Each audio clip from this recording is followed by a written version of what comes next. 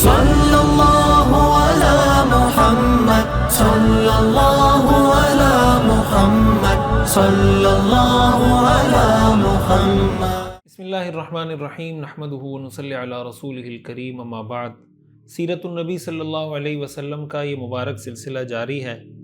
آج ہمارا 25واں سبق ہے اور سیرت النبی صلی اللہ علیہ وسلم کے اس کورس میں ہم شامل ہیں۔ میں ہمیشہ کی طرح آپ تمام حضرات سے یہ گزارش کروں گا کہ سیرت پڑھتے وقت، پڑھاتے وقت، سناتے وقت درود شریف کا بہت زیادہ اہتمام رکھیں۔ اس کی برکتیں انشاءاللہ آپ کو نصیب ہوں گی۔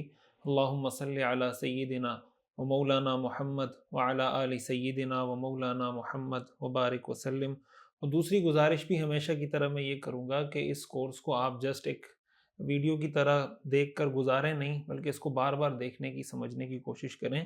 اور جو لوگ اس سبق کو ویڈیو کی فارم میں دیکھتے ہیں ان سے بھی میں یہ گزارش کروں گا کہ آڈیو کی فارم میں جو لوگ سن رہے ہوتے ہیں تو ان کو یقیناً جو سننے کی چیزیں وہ تو سننے کو مل جاتی ہیں، لیکن بہت ساری چیزیں ہم اس میں ویڈیو کے اندر اینیمیشن، اس کی جغرافیائی نقشے، آیات، احادیث، ریفرنسز، بہت ساری چیزیں اسکرین پر ہم شو کر رہے ہوتے ہیں۔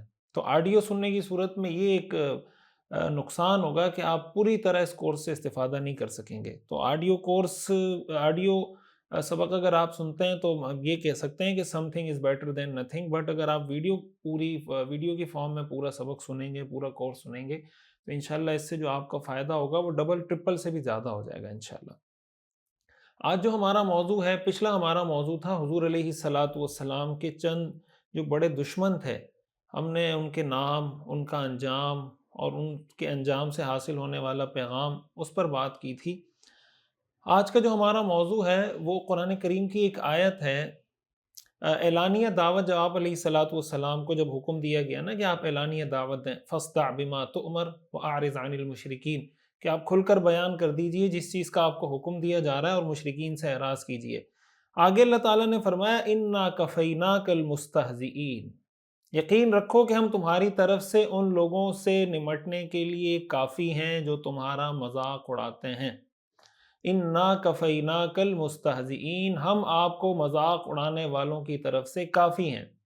الذین یجعلون مع اللہ الہا آخر، وہ لوگ جو اللہ کے ساتھ اور معبودوں کو شریک کرتے ہیں، گھڑتے ہیں۔ فسوف یعلمون، عن قریب ان کو پتہ چل جائے گا۔ اور صحیح ترجمہ اگر اس کا کریں تو آپ یہ کر سکتے ہیں کہ عن قریب ان کو لگ پتہ جائے گا۔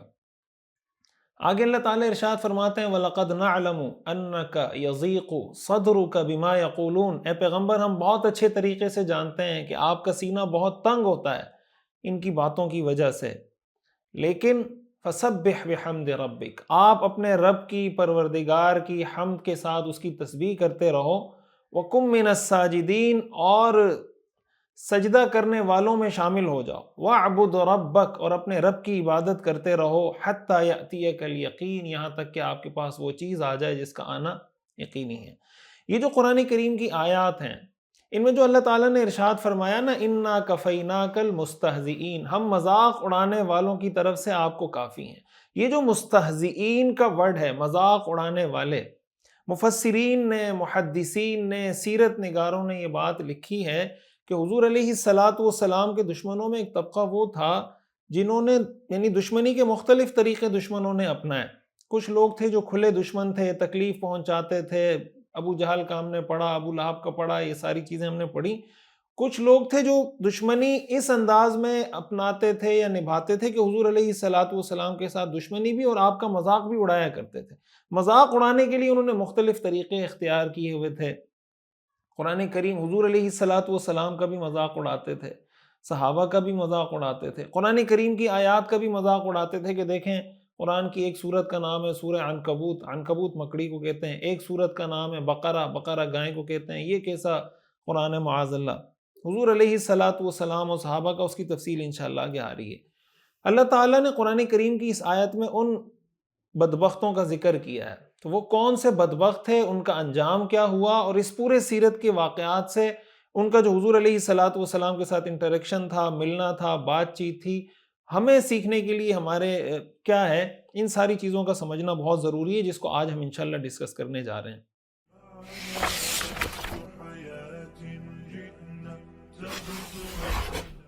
سیرت نگاروں نے اور مفسرین نے ان آیات کی تفسیر کے اندر حضرت عروہ ابن زبیر رضی اللہ تعالیٰ عنہ کا یہ قول نقل کیا ہے کہ یہ جو اللہ تعالیٰ نے فرمایا نا انا کفیناک المستہزئین، کہ ہم آپ کو مذاق اڑانے والوں سے نمٹنے کے لیے کافی ہیں، تو انہوں نے فرمایا حضرت عروہ ابن زبیر رضی اللہ تعالیٰ عنہ نے کہ یہ 5 لوگ تھے جو حضور علیہ الصلاۃ والسلام کا مذاق اڑایا کرتے تھے: ولید بن مغیرہ، عاص بن وائل، اسود بن عبد یغوث، اسود بن مطلب اور حارث بن طلاطلہ۔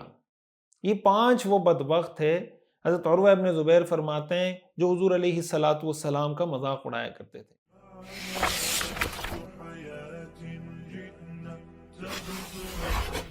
ہم انہی کا کچھ تذکرہ، ان کا کچھ انجام قرآن کریم میں ان کے بارے میں کیا بتایا گیا ہے، ہمیں سیکھنے کو کیا ملتا ہے، اس پہ بات کرتے ہیں۔ سب سے پہلے ہم آتے ہیں عاص بن وائل السہمی۔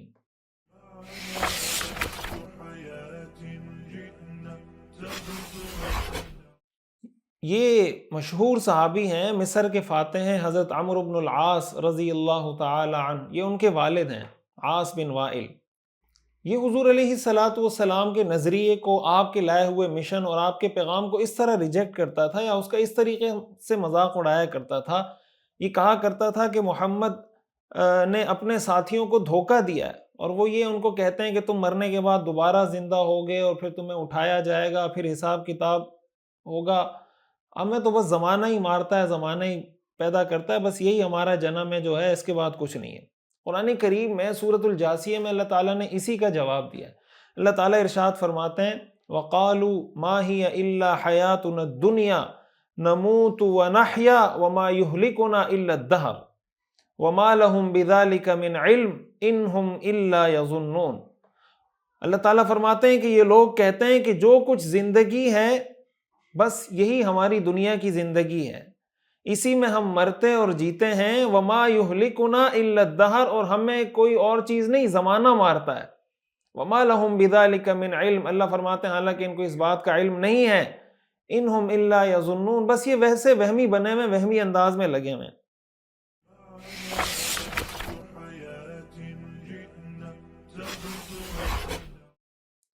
حضرت خباب بن الارت رضی اللہ تعالیٰ عنہ مشہور صحابی ہیں، السابقون الاولون میں ان کا شمار ہوتا ہے۔ صحیح بخاری کی روایت ہے کہ عاص بن وائل پر ان کا کچھ قرضہ تھا، یعنی عاص بن وائل نے ان کا کچھ قرضہ دینا تھا۔ تو حضرت خباب بن الارت رضی اللہ تعالیٰ عنہ لوہار تھے، لوہے کا کام کرتے تھے۔ تو یہ ان کے پاس گئے کہ بھئی میرا قرض مجھے واپس کریں۔ تو اسلام لانے سے پہلے تو معاملات چلتے رہتے تھے، جب اسلام لانے کے بعد اس طرح کا معاملہ ہوا اور یہ پیمنٹ لینے کے لیے گئے تو یہ کہنے لگا عاص بن وائل لا اعطیک حتی تکفر بمحمد، کہ میں تم میں اس وقت تک تمہاری پیمنٹ نہیں کروں گا جب تک تم محمد صلی اللہ علیہ وسلم کا انکار نہ کر دو۔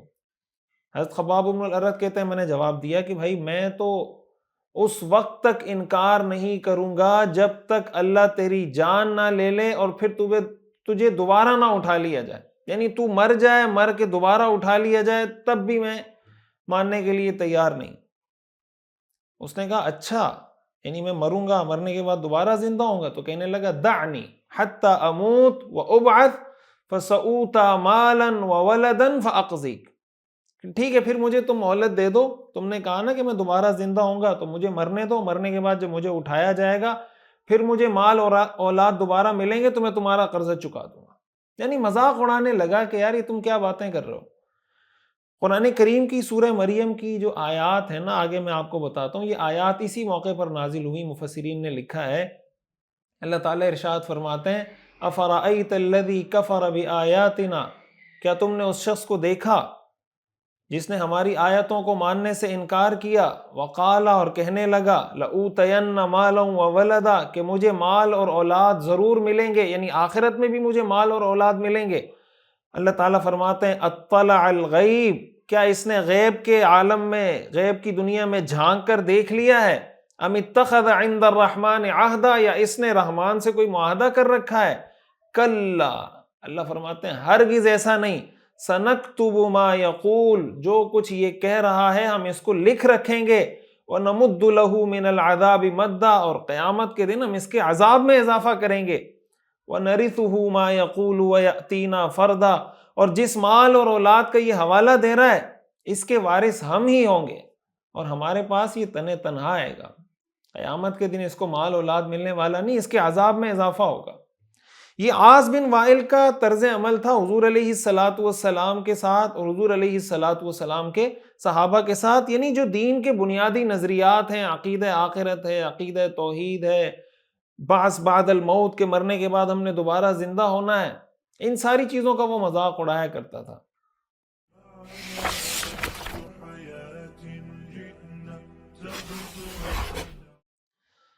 اس میں 2-3 چیزیں ہمارے لیے سیکھنے کی ہیں. پہلی بات، قرآن کریم میں اللہ نے فرمایا نا کہ کلا سنکتب ما یقول ونمد له من العذاب مدا. عاص بن وائل کی اولاد تھی، مالدار آدمی تھا، پیسے تھے اس کے پاس، تو اس کو یہ لگا کہ دنیا میں میرا پروٹوکول ہے تو آخرت میں بھی میرے پاس پیسے ہوں گے، اولاد ہوگی، مزے ہوں گے، بس میں انجوائے کروں گا. اللہ تعالیٰ نے اس بات کی وضاحت کر دی کہ دنیا کا جو پروٹوکول ہے یہ عارضی ہے، دنیا کی رنگینیاں عارضی ہیں. قرآن کریم میں اللہ تعالیٰ نے جا بجا مختلف مقامات پر یہ بات ارشاد فرمائی ہے، قل متاع الدنیا قلیل، آپ کہہ دیجئے کہ دنیا کے مزے چند دن کے ہیں. ما هذه الحیات الدنیا الا لہو ولعب، دنیا کی زندگی کھیل تماشا ہے، آخرت کی زندگی کے مقابلے میں اس کی کوئی حیثیت نہیں. اس لیے اپنے دنیاوی پروٹوکول کی وجہ سے انسان کا آخرت سے غافل ہونا یہ بہت خطرے کی بات ہے. قرآن کریم میں اللہ تعالیٰ نے یہ جو سورہ یاسین کی آخری آیات ہے نا، بعض مفسرین نے لکھا ہے کہ یہ آیات بھی عاص بن وائل کے بارے میں نازل ہوئی. قرآن کریم میں آتا ہے نا، اولم یر الانسان انا خلقناہ من نطفۃ فاذا هو خصیم مبین، کیا انسان یہ نہیں دیکھتا کہ ہم نے اسے ایک نطفے سے پیدا کیا پھر اچانک وہ کھلم کھلا جھگڑا کرنے والا بن جاتا ہے. وضرب لنا مثلا، ہمارے بارے میں باتیں بناتا ہے کہ اللہ کیسے پیدا کرے گا. وَنَسِيَ خَلْقَ، اللہ فرماتے ہیں اپنی پیدائش کو تم بھلا بیٹھے، تمہیں کیسے پیدا کیا تھا میں نے، تم کہاں تھے. هَلْ أَتَى عَلَى الْإِنسَانِ حِينٌ مِّنَ الدَّهْرِ لَمْ يَكُنْ شَيْئًا مَّذْكُورًا، ایک زمانہ تم پہ گزرا تمہارا کوئی ذکر کرنے والا نہیں تھا، کوئی پہچانتا نہیں تھا، وجود ہی نہیں تھا. اللہ فرماتے ہیں وَضَرَبَ لَنَا مَثَلًا، ہمارے بارے میں باتیں بناتا ہے. وَنَسِيَ خَلْقَ، اپنی پیدائش کو بھول گیا اور کہتا ہے مَن يُحْيِي الْعِظَامَ وَهِيَ رَمِيمٌ، یہ کہتا ہے ان ہڈیوں کو گل سڑنے کے بعد کون زندہ کرے گا. اللہ فرماتے ہیں قل، اے پیغمبر آپ کہہ دیجئے، یحییھا الذی انشأھا اول مرہ، ان کو وہی ذات دوبارہ زندگی دے گی جس ذات نے اس کو پہلی دفعہ پیدا کیا تھا. وہو بکل خلق علیم، اور وہ پیدا کرنے کا ہر کام بہت اچھے طریقے سے جانتا ہے.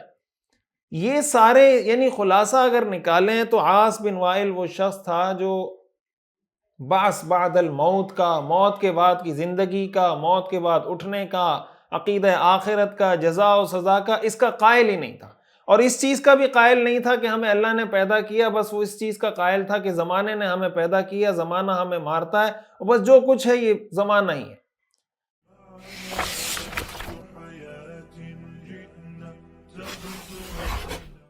اس سے ہمیں یہ بات معلوم ہوتی ہے کہ یہ جو دہریت ہے، جس کو الحاد کہتے ہیں، ایتھیزم کہتے ہیں، اسی کو ایتھیزم کہا جاتا ہے نا. ایتھیزم کی پھر مختلف شاخیں ہیں، مختلف برانچز ہیں. تو یہ کوئی نئی چیز نہیں ہے، خدا کا انکار کوئی نئی چیز نہیں ہے.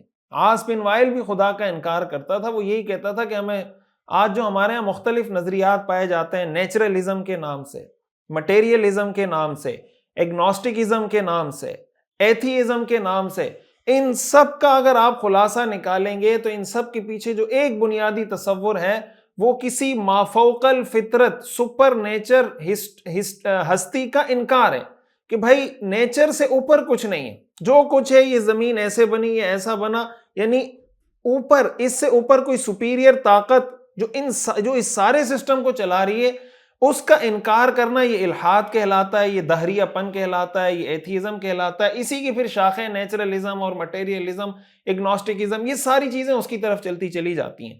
تو اس کی جو تاریخ ہے یہ کوئی آج کی چیز نہیں ہے. مسلمانوں کو یہ بات اچھے طریقے سے سمجھنی چاہیے. آج جب ایتھیزم کی بات کی جاتی ہے، نیچرلزم کی بات کی جاتی ہے، مٹیریلزم کی بات کی جاتی ہے، ایگنوسٹکزم کی بات کی جاتی ہے، ہمارے بعض لوگ یہ سمجھتے ہیں کہ یہ ترقی یافتہ دنیا کی کچھ باتیں ہیں، یہ ترقی یافتہ دنیا کے نظریات ہیں. ایسا ہرگز نہیں ہے. یہ ترقی یافتہ دنیا کے نظریات نہیں ہیں. یہ وہ جاہلیت کے نظریات ہیں جو حضور علیہ الصلاۃ والسلام کی بعثت کے وقت کے کافروں کے موجود تھے. قرآن نے آ کے جن نظریات کا رد کیا ہے، آج ان نظریات کو نئے نئے کور کے اندر، نئے نئے کیپسولز کے اندر پیک کر کے پریزنٹ کر کے پیش کیا جا رہا ہے. تو اس کو یہ نہیں سمجھنا چاہیے کہ یہ کوئی نئی چیز ہمارے سامنے پیش کی جا رہی ہے، کوئی بہت بڑی آج دنیا نے عقل میں، لاجک میں، ریشنلزم میں ایسی ترقی کر لی کہ آج سے پہلے کسی کو یہ تصور موجود نہیں تھا. یہ ڈارونزم ہے، جتنی چیزیں ہیں، تو ان ساری چیزوں کا تعلق، یا آپ یہ سمجھیں کہ عاص بن وائل کا تصور ہے، اور اسی کے پیچھے پھر جب آخرت کا انکار کیا جاتا ہے. تو اس لیے اگر آپ قرآن کریم کو پڑھیں گے، سیرت کو پڑھیں گے، تو آپ کو آج کے جتنے جدید فتنے ہیں اسلام کے مقابلے میں جو چیزیں آ رہی ہیں، ان سب کا جواب بھی آپ کو مل جائے گا.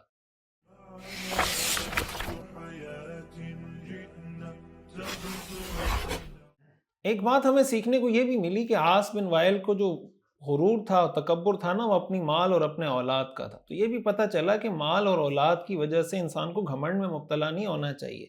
بعض اوقات یہ مال، یہ اولاد انسان کے لیے فائدہ مند ہوتی ہے، بعض اوقات یہ نقصان دہ بن جاتی ہے.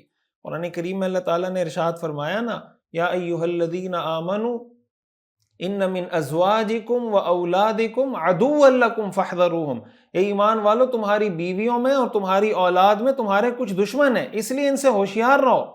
اور آگے اللہ نے فرمایا وَإِن تَعْفُوا وَتَصْفَحُوا وَتَغْفِرُوا فَإِنَّ اللَّهَ غَفُورٌ رَحِيمٌ. اگر تم معاف کرو، درگزر کرو، بخش دو، تو اللہ بھی بہت بخشنے والا، بہت مہربان ہے. لیکن اللہ تعالیٰ نے قرآن کریم میں ہمیں اس بات پہ متنبہ کیا ہے کہ بعض اوقات مال، اولاد، بیوی انسان کے دشمن ہوتے ہیں. دشمن کس سینس میں ہوتے ہیں؟ کہ وہ آپ کو دین کے راستے سے ہٹانا چاہتے ہیں. تو اگر آپ کی بیوی آپ کو دین کے راستے سے ہٹانا چاہتی ہے، وہ آپ کی دشمن ہے. اگر آپ کا بیٹا آپ کو دین کے راستے سے ہٹانا چاہتا ہے، وہ آپ کا دشمن ہے. اور اگر کسی بیوی کو اس کا شوہر دین کے راستے سے ہٹانا چاہتا ہے، وہ اس کا دشمن ہے. قرآن کریم میں اللہ تعالیٰ نے اس کو واضح کر دیا ہے. ایک اور مقام پر اللہ تعالیٰ نے ارشاد فرمایا یا ایھا الذین آمنوا لا تلہکم اموالکم ولا اولادکم عن ذکر اللہ ومن یفعل ذلک فاولئک هم الخاسرون. اللہ فرماتے ہیں تمہارا مال، تمہاری اولاد تمہیں اللہ کے ذکر سے غافل نہ کرے، اور اگر تم اللہ کے ذکر سے غافل ہو گئے اپنے مال اولاد کی وجہ سے، اللہ فرماتے ہیں یہی لوگ ہیں جو خسارہ اٹھانے والے ہیں.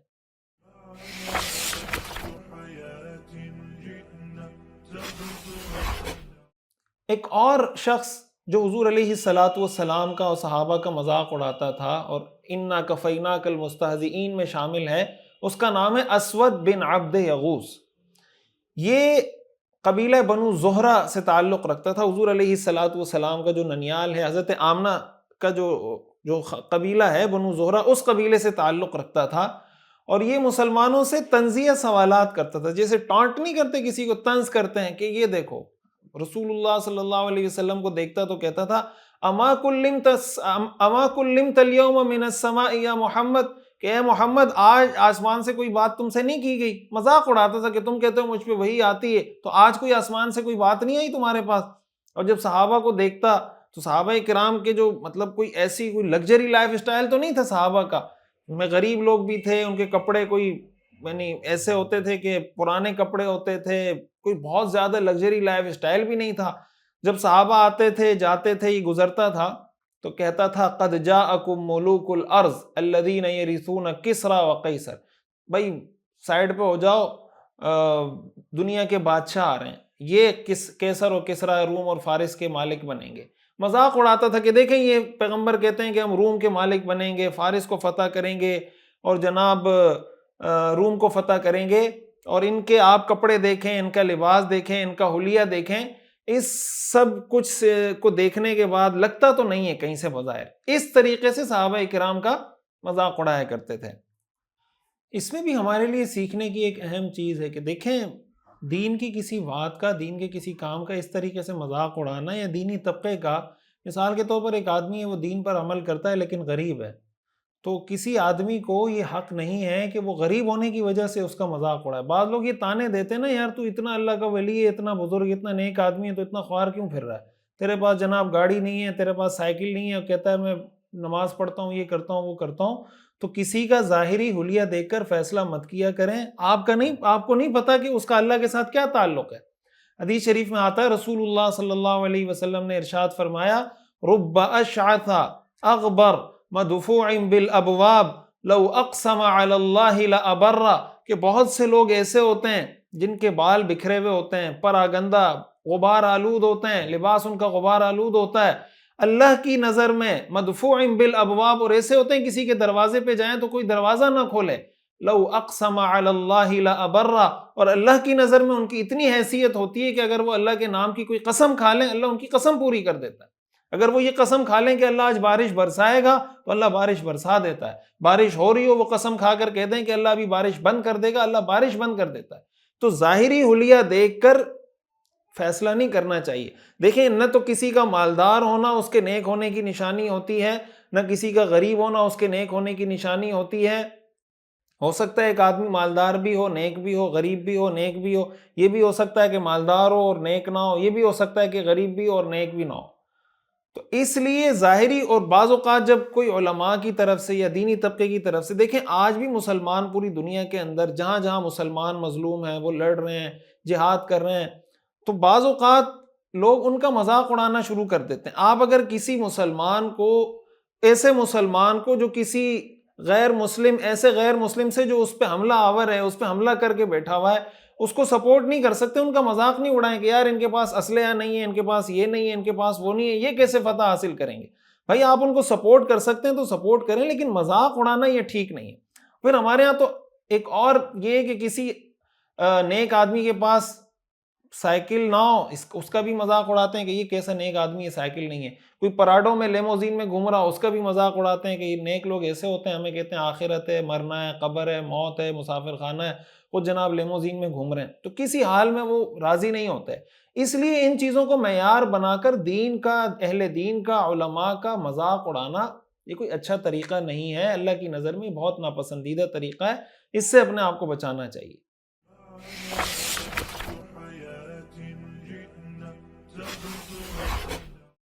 ایک اور شخص جو حضور علیہ الصلاۃ والسلام کی دشمنی میں بہت آگے بڑھا ہوا تھا، اس کا نام ہے اسود بن مطلب۔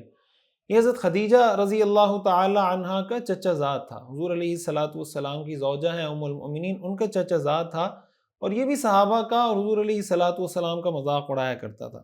جب حضور علیہ الصلاۃ والسلام کو دیکھتا تو ایک دوسرے کو یہ لوگوں کو آنکھیں مارتا، سیٹیاں بجاتا۔ قرآن کریم میں اللہ تعالیٰ نے اس کا بھی ذکر کیا ہے۔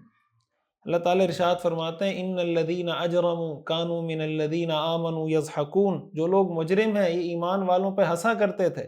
وَإِذَا مَرُّوا بِهِمْ يَتَغَامَزُونَ، اور جب ان کے پاس سے گزرتے تھے تو ایک دوسرے کو آنکھوں ہی آنکھوں میں اشارے کرتے تھے۔ وَإِذَا انقلبوا إِلَىٰ أَهْلِهِمْ، اور جب اپنے گھر والوں کے پاس لوٹ کر جاتے، انقلبوا فَكِهِينَ، تو دل لگی کرتے ہوئے، مذاق اڑاتے ہوئے جاتے تھے۔ وَإِذَا رَأَوْهُمْ، اور جب ان کو دیکھتے، مسلمانوں کو دیکھتے تو کہتے ان هؤلاء لضالون، یہ سارے گمراہ ہیں۔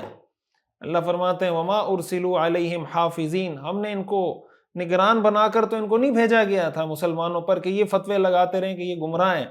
اللہ فرماتے ہیں فَالْيَوْمَ الَّذِينَ آمَنُوا مِنَ الْكُفَّارِ يَضْحَكُونَ، آج کے دن ایمان والے کافروں پہ ہنسیں گے۔ یہ بات یاد رکھیں، صحابہ کا مذاق اڑانے والا اس کو وہی سزا دی جاتی ہے جس طریقے سے اس نے مذاق اڑایا ہے، اسی طریقے سے اس کو سزا دی جاتی ہے۔ قرآن کریم میں آتا ہے نا کہ جب ان کو کہا جاتا تھا اذا قیل لهم آمنوا کما آمن الناس، جب ان کو کہا جاتا ہے ایسے ایمان لاؤ جیسے صحابہ ایمان لائے، تو کہتے ہیں انؤمن کما آمن السفہاء، کیا ہم ایسے ایمان لائے جیسے یہ بے وقوف لوگ ایمان لائے؟ اللہ فرماتے ہیں الا انہم هم السفہاء، خبردار یہ بات کان کھول کر سن لو، یہ لوگ بے وقوف ہے جو صحابہ کو بے وقوف کہتے ہیں۔ یہاں پر اللہ نے فرمایا کہ اذا مروا بهم یتغامزون واذا انقلبوا الى اهلهم انقلبوا فکین، کہ مسلمانوں کو دیکھ کے مذاق اڑاتے ہیں، ہنستے ہیں۔ قیامت کے دن اللہ فرماتے ہیں یہی سزا ان کو دی جائے گی۔ فَالْيَوْمَ الَّذِينَ آمَنُوا مِنَ الْكُفَّارِ يَضْحَكُونَ، آج کے دن یہ ایمان والے کافروں پہ ہنسیں گے۔ عَلَى الْأَرَائِكِ يَنظُرُونَ، آرام دہ نشستوں پر بیٹھ کر ان کو دیکھ رہے ہوں گے۔ آگے اللہ فرماتے ہیں هَلْ ثُوِّبَ الْكُفَّارُ مَا كَانُوا يَعْمَلُونَ، یہ مسلمان دیکھ کر پھر ان کو یقین ہوگا کہ کافروں کو واقعی میں ان کے کرتوتوں کا بدلہ مل گیا۔ تو مسلمانوں کا، دین کا، اہل دین کا جس طریقے سے مذاق اڑایا جائے گا، خصوصاً صحابہ کرام السابقون الاولون کا مذاق اڑانے والوں کا وہی انجام ہوگا جو بدتمیزی، جو گستاخی، جو بے ادبی وہ صحابہ کے لیے کریں گے، اسی طرح کا عذاب ان کو قیامت کے دن دیا جائے گا۔ اسود بن مطلب یہ وہ شخص تھا جس کو حضور علیہ الصلاۃ والسلام نے بد دعا دی تھی۔ یہ بات میں پہلے بتا چکا ہوں کہ حضور علیہ الصلاۃ والسلام نے کچھ لوگوں کو بد دعا دی تھی، اس کو بھی بد دعا دی۔ آپ نے فرمایا اللہم اعمی بصرہ، اے اللہ اس کو اندھا کر دے۔ یعنی آپ اندازہ لگائیں کہ حضور کو اس نے کتنی تکلیف دی ہوگی کہ آپ نے بد دعا کی اللہ اس کو اندھا کر دے۔ وَأَثْقِلْهُ وَلَدًا، اس کو اس کے بیٹے کا صدمہ پہنچا، اس کی اولاد کا صدمہ اس کو پہنچا۔ ان کا انجام کیا ہوا یہ میں آخر میں بتاتا ہوں۔ یہ جو 5-6 جتنے لوگ ہیں ان کا انجام کیا ہوا میں ایک ساتھ انشاءاللہ آپ کو بتاتا ہوں۔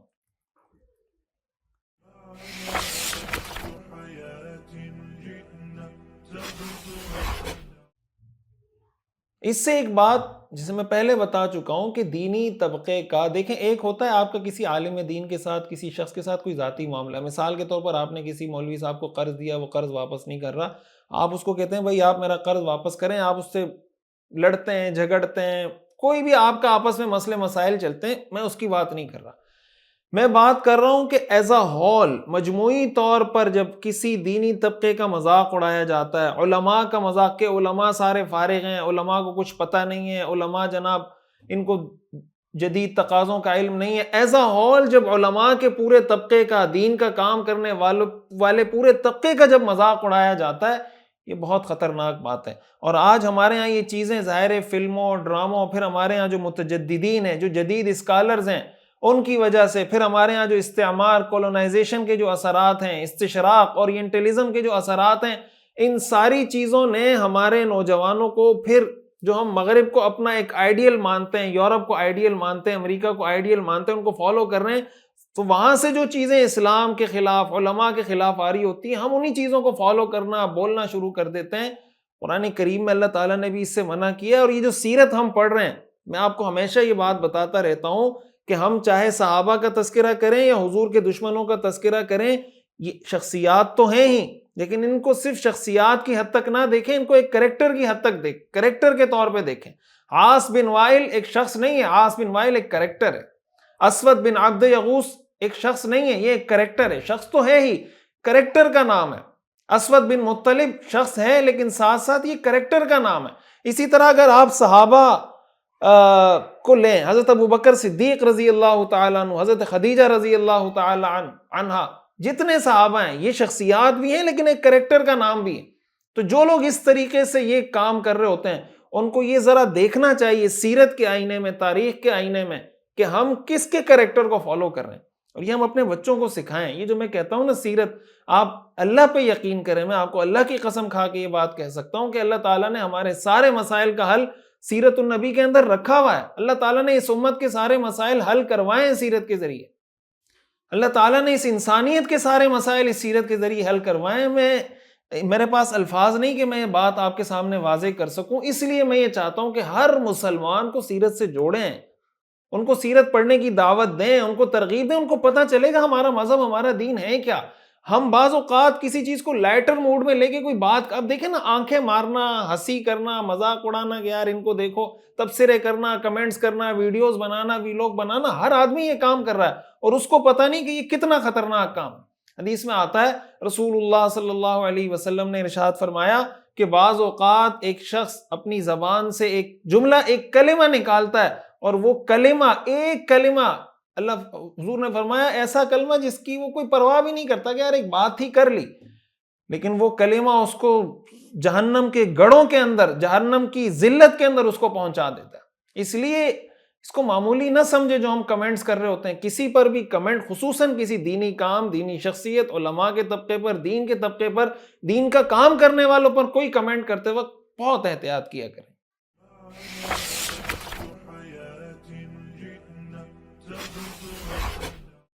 اس سلسلے میں علماء سے بھی یہ گزارش کروں گا کہ کچھ جدید نہج پر، جدید اسلوب پر کام کرنے کی ہمارے معاشرے میں بہت ضرورت ہے۔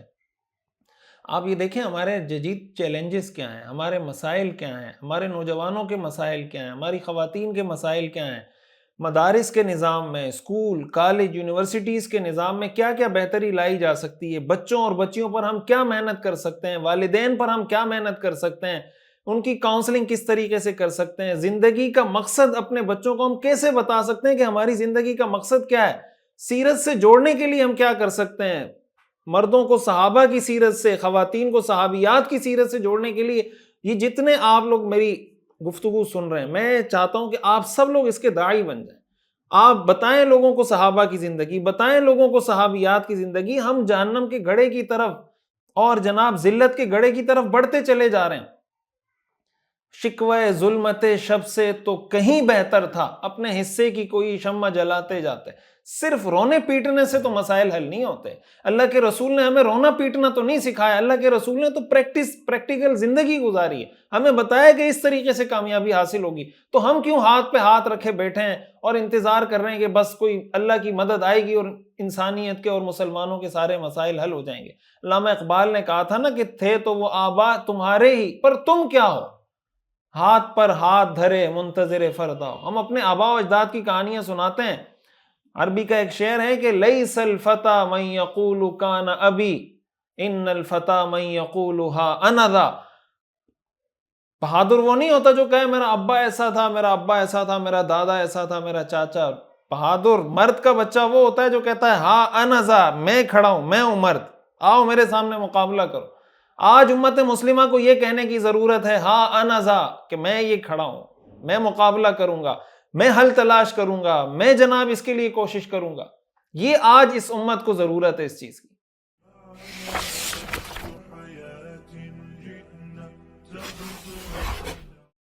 حضور علیہ الصلاۃ والسلام کے دشمنوں میں ایک سر فہرست نام اور مذاق اڑانے والوں میں سر فہرست نام ولید بن مغیرہ کا تھا. ولید بن مغیرہ یہ قبیلہ بنو مخزوم سے تعلق رکھتا تھا اور ابو جہل کا چچا تھا. تو آپ دیکھیں ابو جہل بھتیجا ہے، وہ اتنا بڑا دشمن، اور جو چچا ہے ولید بن مغیرہ وہ بھی اتنا بڑا دشمن. یہ ولید بن مغیرہ حضرت خالد بن ولید رضی اللہ تعالیٰ عنہ کے والد ہیں. یہ قریش کے بڑے سرداروں میں سے تھا، بہت مالدار تھا، پیسہ اس کے پاس بہت تھا. کہا جاتا ہے کہ مکہ سے لے کر طائف تک اس کی دولت، اس کے باغات پھیلے ہوئے تھے، اور ہر موسم میں اس کے پاس کوئی نہ کوئی پھل اس لیے موجود ہوتا تھا کہ سرد علاقوں میں بھی اس کے باغات تھے، گرم علاقوں میں بھی اس کے باغات تھے. بے تحاشا پیسہ تھا اس کے پاس. حج کے دنوں میں کہا جاتا ہے کہ یہ کسی اور کو کھانا کھلانے کی اجازت نہیں دیتا تھا کہ بھئی کھانا صرف میں کھلاؤں گا.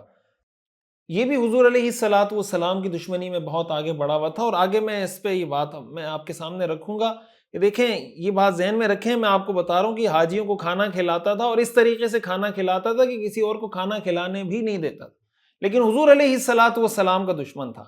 ایک دفعہ یہ حضور علیہ الصلاۃ والسلام کے پاس آیا. حضور علیہ الصلاۃ والسلام نے قرآن کریم کی کچھ آیات اس کے سامنے پڑھی. اس کے دل پہ اثر ہونے لگا، کچھ دل میں نرمی پیدا ہو گئی. ابو جہل کو پتہ چل گیا. میں نے آپ کو بتایا تھا نا کہ حضور کے خلاف جتنے آپ کو ملیں گے نا کوئی تکلیف پہنچی ہے، کہیں نہ کہیں ابو جہل کا ڈائریکٹ انڈائریکٹ اس میں حصہ ہوتا ہے. ابو جہل کو پتہ چلا کہ میرا چچا تو بھائی اس کا دل نرم ہو رہا ہے، فوراً پہنچ گیا. کہنے لگا چچا جان آپ کی قوم نے یہ فیصلہ کیا ہے کہ ہم کچھ پیسے جمع کرتے ہیں مذاق اڑانے کے لیے، ان کو غیرت دلانے کے لیے.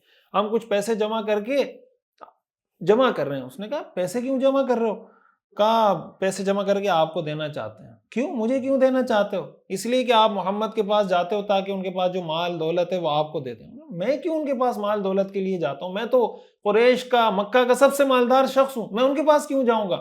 تو کہا کہ بس قریش میں تو یہی بات کی جا رہی ہے کہ آپ ان کے پاس پیسے لینے کے لیے، مال بٹورنے کے لیے جاتے ہیں. کہا ایسا نہیں.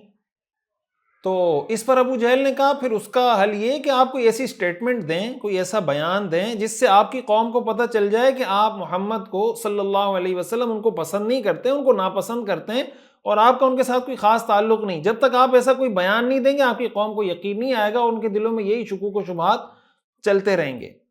تو ولید بن مغیرہ نے کہا اچھا بتاؤ میں کیا بولوں، مطلب کیا ایسی بات کروں کہ یہ جو دھبا میرے اوپر لگا ہوا ہے کہ یہ پیسے بٹورنے کے لیے جاتا ہے یہ دور ہو جائے.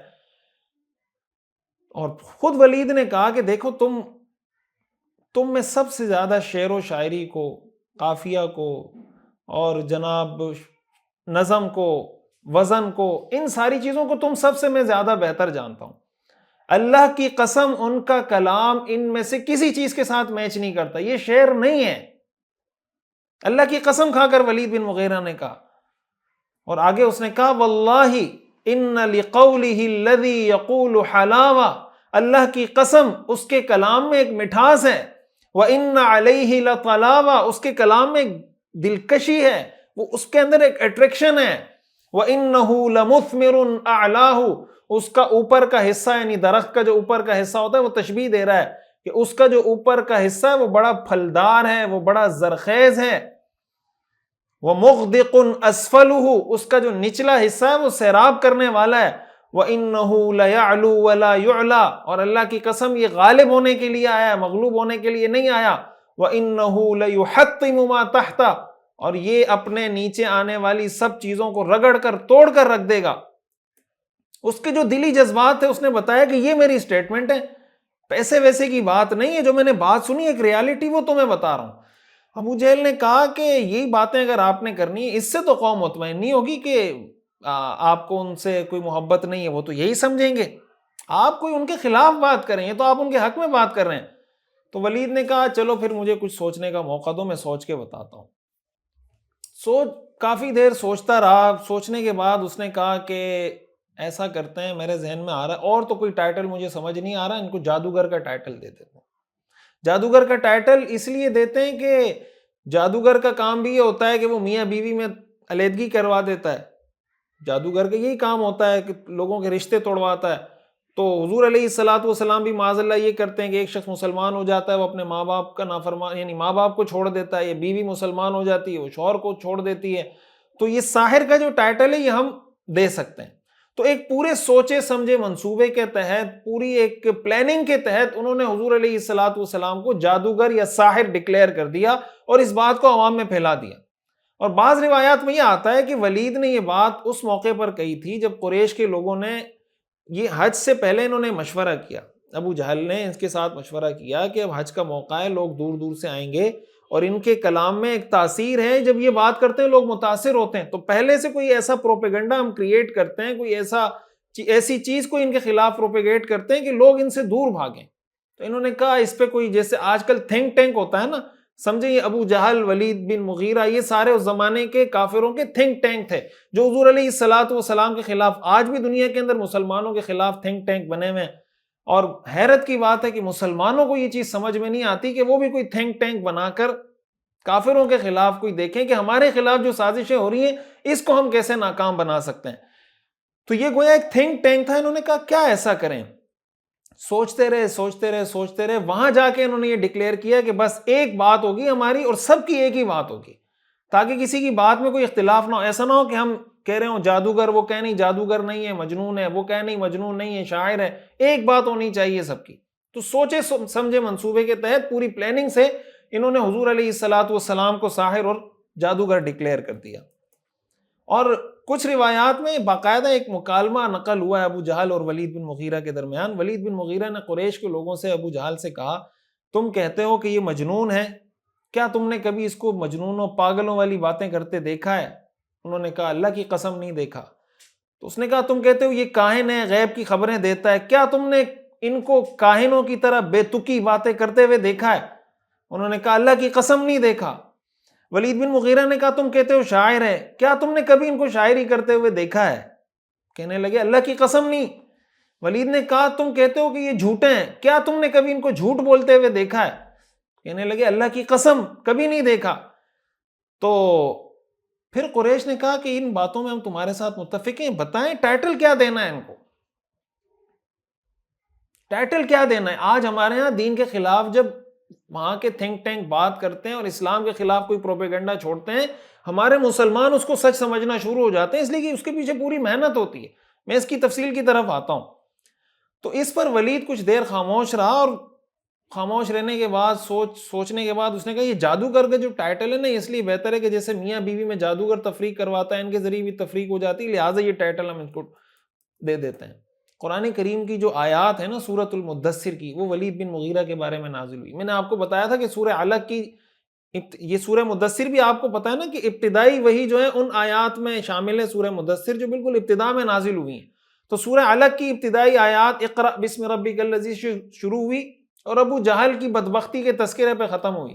سورہ مدثر کا آغاز ہوا اور سورہ مدثر کی جو بیچ کی آیات ہے اس میں اسی ولید بن مغیرہ کا تذکرہ ہے. اللہ تعالیٰ فرماتے ہیں اس کا یہ جو پورا ہے نا کہ اس نے سوچا، پلاننگ کی، منصوبہ بندی کی، اللہ اس کا ذکر کر رہے ہیں. اللہ فرماتے ہیں ذرنی ومن خلقت وحیدا، اس شخص کا معاملہ مجھ پہ چھوڑ دو جس کو میں نے اکیلے پیدا کیا ہے. وجعلت له مالا ممدودا، اور اس کو میں نے مال دیا جو دور دور تک پھیلا ہوا ہے. وبنین شہودا، اور اس کو بیٹے دیے جو اس کے سامنے ہر وقت موجود رہتے ہیں. ثم یطمع ان ازید، پھر بھی یہ لالچ کرتا ہے کہ میں اس کو اور بڑھاؤں. اللہ فرماتے ہیں کلا، ہرگز نہیں، انہ کان لآیاتنا عنیدا، بے شک یہ ہماری آیتوں کا دشمن بن گیا ہے. سأرہقہ صعودا، ان قریب اس کو میں ایک مشکل چڑھائی پر چڑھاؤں گا، یعنی قیامت کے دن جہنم میں اس کو جھونک کے جہنم کے پہاڑوں پہ چڑھاؤں گا. آگے اللہ تعالیٰ اس کی اس پلاننگ کا، اس تھنک ٹینک کا ذکر کرتے ہیں. اللہ تعالیٰ فرماتے ہیں انہ فکر وقدر، اس نے سوچ کر ایک بات بنائی. اللہ فرماتے ہیں فقتل کیف قدر، یہ بدبخت مارا جائے کیسی بات اس نے گھڑی، کیسی بات اس نے بنائی. اللہ فرماتے ہیں ثم قتل، پھر یہ مارا جائے کیف قدر، یہ کیسی بات اس نے بنائی. ثم نظر، پھر اس نے نظر دوڑائی. ثم عبس وبصر، پھر تیوری چڑھائی، منہ بنایا. ثم ادبر واستکبر، پھر پیچھے مڑا، غرور دکھایا اور کہنے لگا فقال ان ھذا الا سحر یؤثر، یہ تو ایک روایتی جادو ہے، ٹریڈیشنل جادو ہے. ان ھذا الا قول البشر، کچھ نہیں، یہ تو انسان کا کلام ہے جو یہ پیغمبر پڑھتا ہے. اللہ فرماتے ہیں سأصلیہ سقر، عن قریب اس شخص کو، اس بدبخت کو میں جہنم میں جھونک دوں گا. یہ جو اس کا پورا تھنک ٹینک تھا، جس طریقے سے اس نے پلاننگ کی، اللہ تعالیٰ فرماتے ہیں کہ اس پر مار ہو، اس پر خدا کی مار ہو، یہ مارا جائے بدبخت. یہ کیا اس نے گھڑا ہے اپنی طرف سے، جانتے بوجھتے اسلام کے خلاف، اسلام کے پیغمبر کے خلاف، انسانیت کے پیغمبر کے خلاف پروپیگنڈا کر رہا ہے.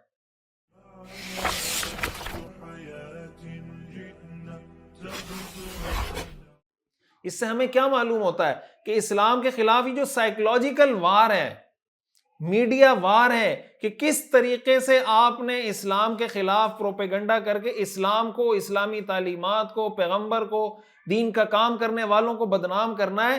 جس طرح اس زمانے میں ایک سوچے سمجھے منصوبے کے تحت کہ ایک مناسب وقت میں انہوں نے دیکھیں حج کے موقع پہ یہ کام کیا کہ حج کے موقع پہ سب کو پیغام ہمارا کنوے ہو جائے گا. دوسرا انہوں نے یہ کہا کہ ہماری بات میں اختلاف نہیں ہونا چاہیے. آج بھی اسلام کے خلاف جو جنگ لڑی جا رہی ہے اس میں یہی حربہ استعمال کیا جا رہا ہے، اور اس کے اندر سب سے بڑا ہتھیار میڈیا کا ہے. میڈیا کے ہتھیار کو استعمال کیا جا رہا ہے. جب کوئی نیریٹو بلڈ کرنا چاہتا ہے ویسٹ، اس کے لیے تھنک ٹینک بیٹھتا ہے، وہ 20 30 40 100 سال کے منصوبے بناتا ہے کہ ہم نے 100 سال بعد کیا کرنا ہے. اور ہمارے مسلمان اس سازش کا شکار ہوتے رہتے ہیں، یہ بولتے رہتے ہیں کہ یہ سازش ہو گئی، فلانی سازش ہو گئی، یہ ہو گیا، لیکن ہمیں خود ہمت نہیں ہوتی کہ ہم کوئی ایسا کام کریں.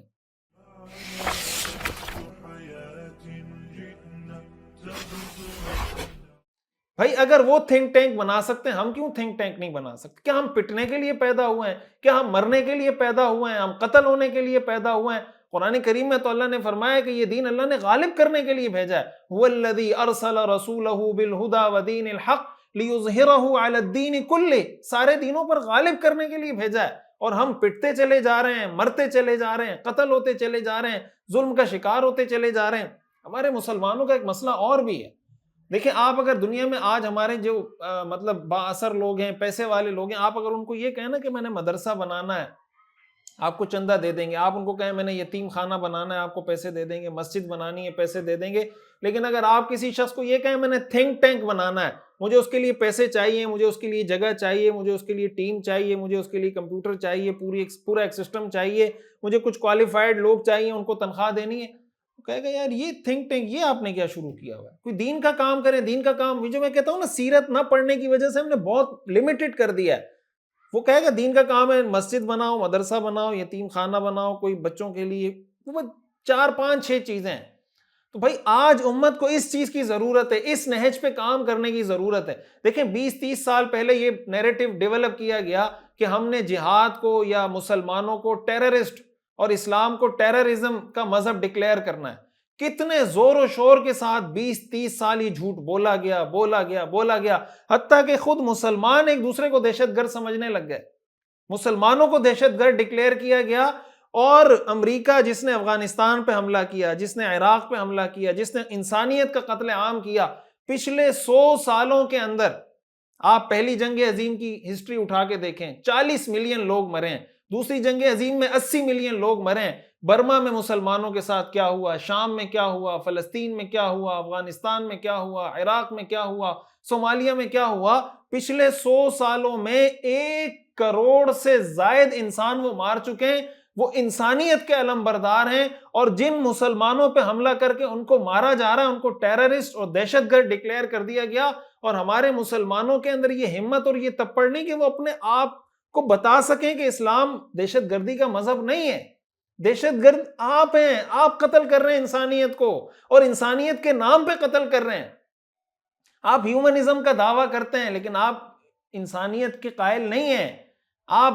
ظالم جابر قاتل ہیں۔ اس نہج پہ کام کرنے کی بہت ضرورت ہے، یہ سب کچھ آج بھی مسلمانوں کے خلاف ہو رہا ہے، کاش کسی کے دل میں یہ درد اٹھے اور وہ اس پہ کام کرے، اور ایسے لوگوں کی ہم قدر کریں جو اس پہ کام کر رہے ہیں یا کام کرنا چاہتے ہیں۔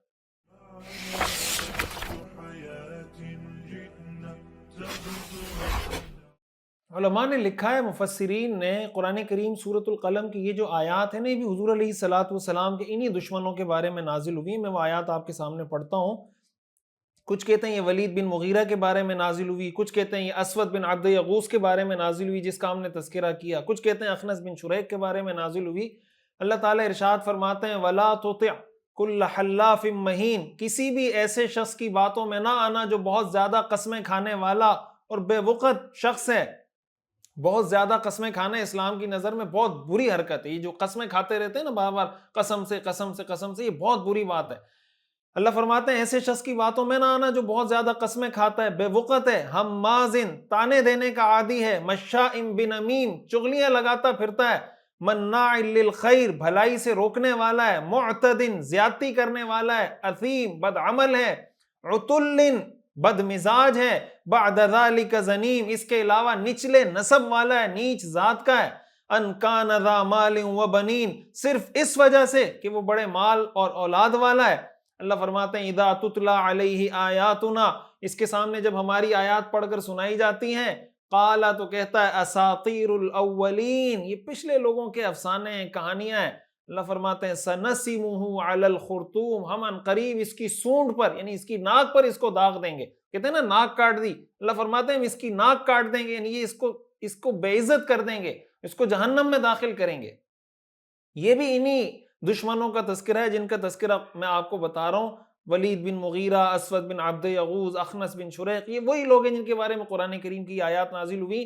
اور دیکھیں سیرت پڑھنے کا جو فائدہ ہے، میں آپ کو جو بتاتا ہوں نا کہ سیرت کے فائدے کیا کیا ہیں، آپ اگر اندازہ لگائیں کہ سیرت کی یہ آج 25ویں کلاس ہے، ان 25 کلاسز میں آپ کتنی آیات اور کتنی احادیث پڑھ چکے ہیں، کتنی آیات کا ترجمہ آپ پڑھ چکے ہیں، کتنی احادیث کا ترجمہ پڑھ چکے ہیں۔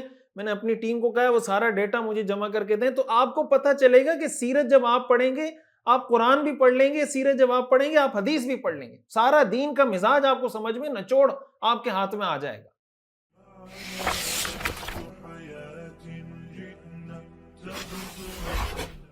حضور علیہ الصلوۃ والسلام کے دشمنوں میں اور مذاق اڑانے والوں میں ایک نام نضر بن حارث کا بھی، یہ بھی حضور علیہ الصلوۃ والسلام کا دشمن تھا۔ اس کا تعلق بنو عبد الدار کے سے تھا، اس قبیلے سے تھا۔ حضور علیہ، یہ اس کا مذاق اڑانے کا طریقہ کیا تھا کہ حضور علیہ الصلوۃ والسلام جب پچھلی امتوں کے واقعات بتاتے تھے، پچھلے انبیاء کے واقعات بتاتے تھے کہ بھئی یہ ان کی تفصیلات ہیں، فلاں قوم کی یہ تفصیلات ہیں، اس سے کچھ سبق سیکھو، تو یہ کہتا کہ محمد تو تمہیں پچھلی قوموں کی کہانیاں اور افسانے سناتے ہیں، میرے پاس ان سے اچھی کہانی ہے، میرے پاس لیٹسٹ کہانی ہے۔ لیٹسٹ کہانی کیا؟ میں تم کو روم اور فارس کے بادشاہوں کی کہانیاں سناؤں گا۔ یہ تو بتاتے ہیں نا قوم عاد، قوم سمود، یہ تو بہت پرانی قوم ہے، آئے میں آپ کو لیٹسٹ، میں آپ کو یہ بھی آئندہ 1-2 اسباق کے بعد یا اگلے سبق میں انشاءاللہ ہم اس پہ بات کریں گے کہ دین کے راستے میں حضور علیہ الصلوۃ والسلام کے دشمنوں نے کس کس طرح کی رکاوٹیں ڈالیں۔ ابھی آپ نے پیچھے پڑھا نا سائیکلوجیکل وار، میڈیا وار، یہ اس کا ایک اور طریقہ ہے کہ آپ آلٹرنیٹ پیش کریں۔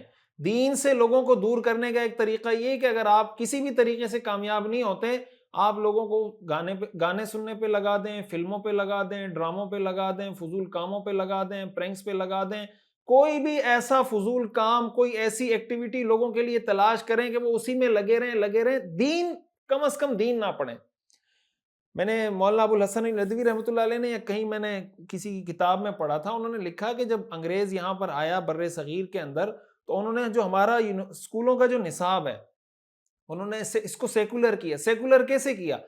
جو ہمارے ہیروز کا تذکرہ تھا، مثلا محمد بن قاسم کا تذکرہ ہے، حضرت خالد بن ولید کا تذکرہ ہے، حضرت عمر کا تذکرہ ہے، اور جناب فاتح اندلس کا تذکرہ ہے، جو ان لوگوں کے تذکرے تھے ان سب تذکروں کو نکال کر کہیں پر بلی کا قصہ ڈال دیا، بلی کی کہانی، خرگوش کی کہانی، چوہے کی کہانی، اور جناب ٹماٹر اور پیاز، ان چیزوں کی کہانیاں اس میں ڈال دی۔ اب دیکھنے والے کو تو یہ نہیں لگتا نا کہ یہ کوئی سازش ہوئی ہے یا کچھ ہوا ہے۔ اب بلی کی کہانی سے آپ کو فائدہ ہوگا یا محمد بن قاسم کی کہانی پڑھیں گے تو فائدہ ہوگا، حضرت خالد بن ولید کی ہسٹری پڑھیں گے اس سے فائدہ ہوگا، یا جناب آپ چوہے اور خرگوش کی کہانیاں پڑھنے سے آپ کو فائدہ ہوگا؟ اس طریقے سے اس کو سیکولر کیا گیا کہ کوئی آلٹرنیٹ لے آئیں۔ آلٹرنیٹ لانے کا فائدہ یہ ہوگا کہ لوگ اس میں مشغول ہو جائیں گے، ظاہر ہے اس میں ان کی دلچسپی زیادہ ہوگی۔ آج بھی آپ یوٹیوب پر، سوشل میڈیا پہ دیکھیں، جو سنجیدہ کام ہے، جو محنت جس کام پہ ہو رہی ہے، آپ کے سامنے سیرت کا کورس، اس پہ کتنی محنت ہو رہی ہے، تو جو سننے والے دیکھنے والے وہ خود اس کا اندازہ لگا سکتے ہیں۔ لیکن سنجیدہ چیز کی ویورشپ میں اور جو فضول قسم کی چیز ہے اس کی ویورشپ میں زمین آسمان کا فرق ہوتا ہے۔ یعنی ہمارے ہاں جو ڈرامے آتے ہیں، ایسے ڈرامے بھی ہیں کہ اس کے ایپیسوڈ پر 24 گھنٹے میں 40 50 ملین ویوز آ جاتے ہیں۔ یہ سیرت کی ویڈیوز پہ اتنے ویوز کیوں نہیں آتے؟ درس قرآن کی ویڈیوز پہ اتنے ویوز کیوں نہیں آتے؟ درس حدیث کی ویڈیوز پہ اتنے ویوز کیوں نہیں آتے؟ یہ ایک آلٹرنیٹ ہے، یہ وہی طریقہ ہے جو نذر بن حارث نے اختیار کیا۔ قرآن کریم اس نے کیا کیا؟ روم اور فارس کی نا لیٹسٹ کہانیاں لوگوں کو سنانا شروع کی، اور وہ افسانے قرآن کریم میں اللہ نے اس کا بھی ذکر کیا ہے۔ اللہ تعالیٰ ارشاد فرماتے ہیں وَمِنَ النَّاسِ، لوگوں میں سے کچھ لوگ ایسے ہیں، مَن یشتری، جو خریدار بنتے ہیں، لہو الحدیث، ان باتوں کے خریدار بنتے ہیں جو اللہ سے غافل کرنے والی ہیں، لیضل عن سبیل اللہ بغیر علم، تاکہ ان کے ذریعے لوگوں کو بے سمجھے بوجھے اللہ کے راستے سے بھٹکائیں، وَيَتَّخِذَهَا هُزُوًا، اور اس کا مذاق اڑائیں، أُولَئِكَ لَهُمْ عَذَابٌ مُهِينٌ، ان لوگوں کو وہ عذاب ہوگا جو ان کو ذلیل کر کے رکھ دے گا۔ اذا تتلى علیہ آیاتنا، اور جب ایسے شخص کے سامنے ہماری آیتیں تلاوت کی جاتی ہیں، وَلَّا مُسْتَكْبِرًا، تو تکبر سے منہ پھیر لیتا ہے، كأن لم يسمعها، جسے اس نے سنا ہی نہیں، سنی انسنی کر دیتا ہے، كأن في أذنيه وقرا، گویا اس کے دونوں کانوں میں ڈانٹ ہے، وہ بہرا ہو چکا ہے، اس کو آواز نہیں آ رہی۔ اللہ فرماتے ہیں فَبَشِّرْهُ بِعَذَابٍ أَلِيمٍ، میری طرف سے ان کو تکلیف دینے والے عذاب کی خوشخبری سنا دیں، بہت تکلیف دہ عذاب میں مبتلا ہوں گے قیامت کے دن یہ۔ تو نذر بن حارث کیا اس نے کیا کہ وہاں گیا، وہاں سے ایک باندی خریدی، یہ سفر کرتا تھا تجارت کے لیے، تو قریش کے لوگ جاتے تھے، یہ بھی جاتا تھا، تو اس نے کیا کیا کہ وہاں سے گانا گانے والی کنیز خریدی جو گانے گاتی تھی۔ آج میں نے آپ کو بتایا نا کہ جو میوزک، یہ ساری چیزیں دین کے متبادل کے، دینی باتوں کے متبادل کے طور پر لائی گئی ہیں۔ تو دیکھیں، ہر چیز میں سازش تلاش کرنا یہ بھی غلط ہے، لیکن ہر چیز کے بارے میں یہ کہنا کہ یہ خود بخود ہو گیا، تو یار کچھ عقل اللہ نے دی ہے۔ یہ ساری دنیا میں سب کچھ خود بخود ہو رہا ہے، اسلام کے خلاف یہ سب کچھ خود بخود ہو رہا ہے، فلسطین کے مسلمان خود بخود شہید ہو رہے ہیں، عراق خود ہی تباہ ہو گیا، شام خود ہی تباہ ہو گیا، افغانستان، یہ سارے خود ہی تباہ ہو گئے، کوئی سازش نہیں ہوئی۔ تو بعض لوگ نا وہ سازشی تھیوری ہر چیز میں تلاش کر رہے ہوتے ہیں، اس کو پانی بھی نہیں مل رہا ہوگا تو اس میں بھی سازشی تھیوری تلاش کر رہے ہوں۔ کچھ ایسے لوگ ہیں جو کہتے ہیں نہیں سازش ہے ہی نہیں۔ بھائی ان سازشوں کا تذکرہ اللہ تعالیٰ نے قرآن کریم میں کیا ہے، اور اسی سے ہمیں یہ بات بھی معلوم ہوتی ہے کہ کوئی بھی ایسی ایکٹیویٹی جو آپ کو اللہ کے ذکر سے غافل، دیکھیں کوئی کھیل کود، کوئی میچ، کوئی کرکٹ، کوئی فٹ بال، کوئی بھی گیم آپ کھیلتے ہیں، اس کو اس حد تک کھیلیں کہ تھوڑا فریش ہو جائیں، ریفریشمنٹ کے لیے کسی حد تک سمجھ میں آتا ہے، لیکن کسی بھی چیز کو اتنی ایکسٹریم پہ لے جانا کہ پھر اب آپ نماز سے غافل ہو جائیں، حقوق العباد سے غافل ہو جائیں، اولاد کے، والدین کے حقوق سے غافل ہو جائیں، ایسا کوئی کھیل شریعت میں کھیلنا جائز نہیں ہے، اور اس کو اتنا وقت دینا یہ بھی جائز نہیں۔ کسی بھی کھیل کو اپنے اوپر اس طرح سوار کر دینا کہ آپ سب دنیا و مافیا سے بے خبر ہو کر اسی میں لگے رہیں، یہ شریعت میں اس کی کوئی اجازت نہیں۔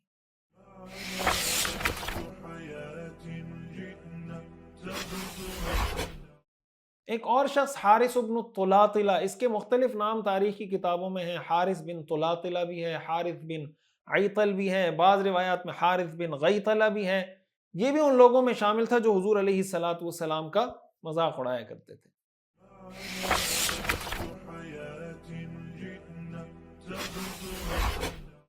یہ جتنے مذاق اڑانے والے تھے ان کا انجام کیا ہوا؟ سیرت کی کتابوں میں اس کی کچھ تفصیل ہے کہ حضرت جبریل علیہ السلام حضور علیہ السلام کے پاس تشریف لائے تو حضور علیہ السلام نے ان کی شکایت کی کہ یہ لوگ مذاق اڑانے والے ہیں، مجھے بہت تکلیف دیتے ہیں۔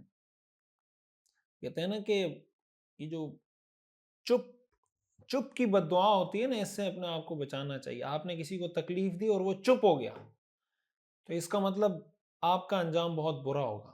اگر وہ خود بدلہ لے لیتا ہے نا تو ہو سکتا ہے آپ کی بچت ہو جائے، لیکن آپ نے کسی پہ ظلم کیا، کسی کا مال دبایا، بہن کی میراث جائیداد اس کی زمین دبائی، اور جناب یتیم بھتیجے کا حق دبایا، رشوت لے لی، ظلم کیا، سود لیا، کوئی بھی حرام کسی سے کوئی چیز غصب کی اور وہ آگے سے چپ ہو گیا کہ ٹھیک ہے اللہ پوچھے گا، ایسے آدمی کا انجام بہت برا ہوتا ہے۔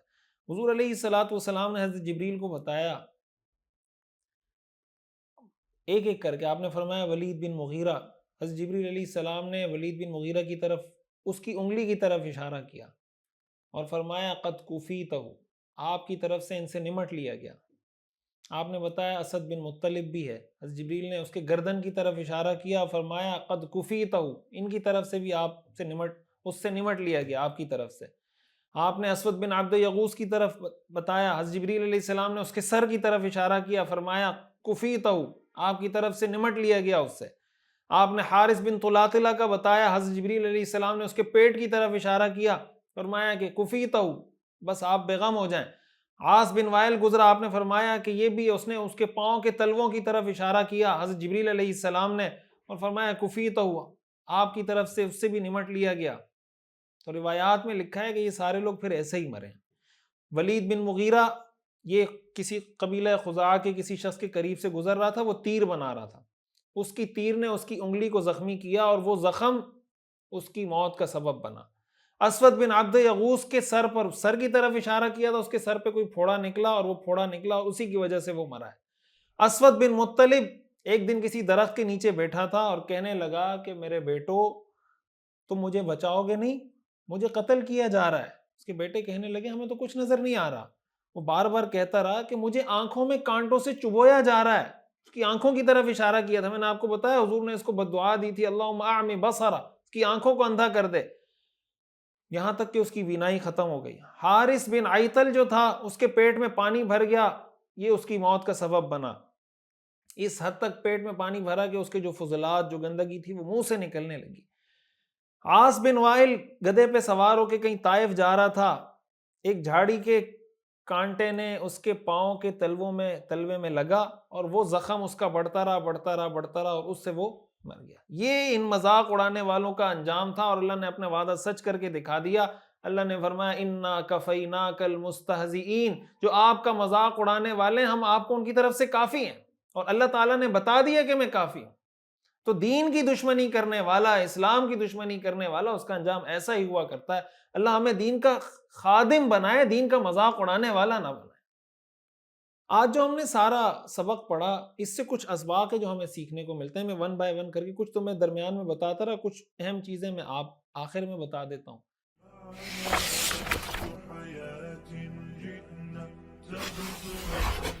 پہلی بات یہ کہ حضور علیہ السلام کا جب مذاق اڑایا جاتا تھا تو آپ پریشان ہوتے تھے۔ اس سے یہ معلوم ہوتا ہے کہ کسی پریشانی کی بات پہ پریشان ہونا یہ بزرگی کے خلاف نہیں ہے، نیک ہونے کے خلاف نہیں ہے۔ بعض اوقات یہ ہوتا ہے کسی کو کوئی تکلیف پہنچی، کسی کے بیٹے کا انتقال ہو گیا، بیوی کا انتقال ہو گیا، والد کا انتقال ہو گیا، لوگ اس کو کہتے ہیں کہ نہیں آپ کو رونے کی اجازت نہیں ہے۔ وہ بھائی فطری غم ہے، وہ روئے گا نہیں تو کیا کرے گا، دل پھٹ جائے گا اس کا۔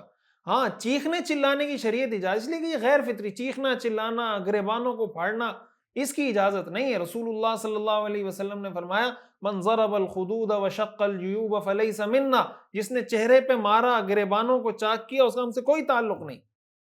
اس لیے اس طریقے سے ماتم کرنے کی تو اجازت نہیں، لیکن کوئی آپ کو پریشان کر رہا ہے تو انسان پریشان ہوتا ہے۔ ہاں اس پریشانی کی وجہ سے آپ اپنا مشن نہیں چھوڑیں گے۔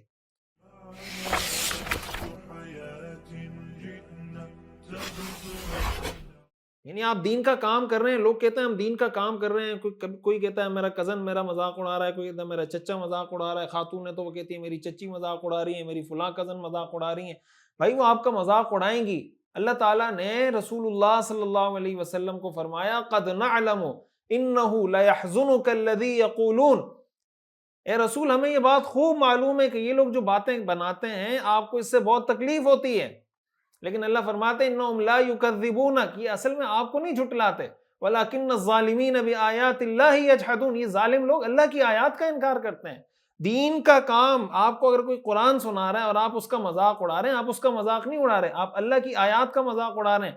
اور آگے اللہ نے فرمایا وَلَقَدْ كُذِّبَتْ رُسُلٌ مِّن قَبْلِكَ، آپ سے پہلے بھی رسولوں کو جھٹلایا گیا ہے، فَصَبَرُوا عَلَىٰ مَا كُذِّبُوا، انہوں نے جھٹلانے پر صبر کیا ہے، وَأُوذُوا، ان کو تکلیفیں بھی پہنچائی گئی، حَتَّىٰ أَتَاهُمْ نَصْرُنَا، یہاں تک کہ ہماری مدد ان کے پاس آ گئی۔ تو جو انبیاء کے وارث ہیں، جو دین کا کام کر رہے ہیں، ان کو بھی ستایا جائے گا۔